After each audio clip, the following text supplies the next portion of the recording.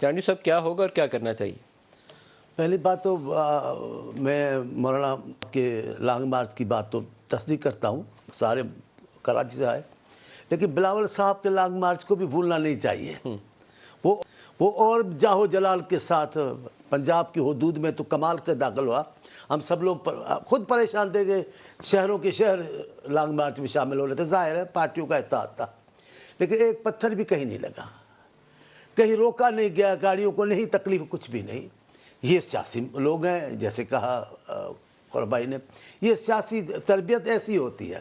یہ کیا ہے جو طریقہ کار یہ اختیار کر رہے ہیں؟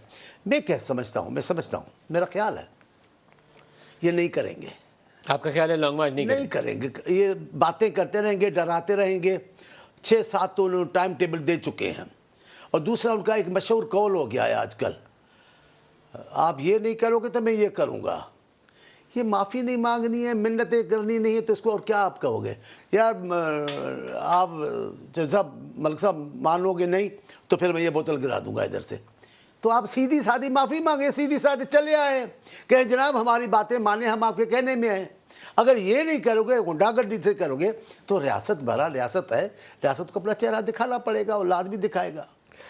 احمد بلال صاحب سے ایک بات میں سے بڑھیا ہے، دیکھیے یہ 2014 میں بھی آرگومنٹ ہوا تھا، میں اسے دوبارہ کرنا چاہتا ہوں، کیونکہ دکھ سے مجھے کہنا پڑے گا کہ سوات میں پھر جو ہے ہمیں دہشت گردی عناصر نظر آنا شروع ہو گئے۔ اس ملک میں صرف سیاسی جماعتیں نہیں ہیں جو جتھے لا سکتی ہیں، یہاں ایک پوری ہسٹری ہے، ہمارے ہزاروں شہری، ہمارے ہزاروں فوجی شہید ہوئے ہیں اس دہشت گرد سے لڑتے ہوئے۔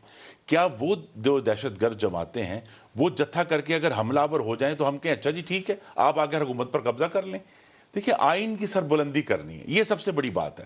اگر تو پرامن طریقے سے رہنا ہے، ایک دوسرے کے احترام سے، ایک دوسرے کے برداشت سے، تو بڑی اچھی بات ہے، آئیں سیاست کریں، لیکن اس طرح جتھا بندیوں سے ایسے ملک میں جہاں ہم نے ابھی چند سال پہلے تک اتنا بھیانک تجربہ ہوا ہے ہزاروں پاکستانیوں کی شہادتوں کا، فوجیوں کی شہادتوں کا، ہم اس کے متحمل نہیں ہو سکتے۔